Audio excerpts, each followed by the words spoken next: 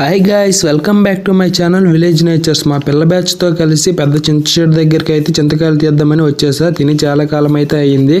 మా చిన్నప్పుడు అయితే పిల్లలందరం కలిసి చింతకాయలు, మామిడికాయలు, దోసకాయలు వంటివి కోసుకొని ఉప్పు కారం దట్టించుకొని ఇష్టంగా తినేవాళ్ళం. ఆ రోజులైతే మళ్ళీ ఇప్పుడు తిరిగి రావు. ఇప్పుడు పిల్లలైతే మొబైల్స్ ఫోన్స్తో బిజీ అయితే అయిపోతున్నారు. గేమ్స్ ఆడుకోవడానికి ఎవరు ఇష్టపడట్లేదు. మీరు ఇలా చేసి ఉంటే కామెంట్ చేయండి.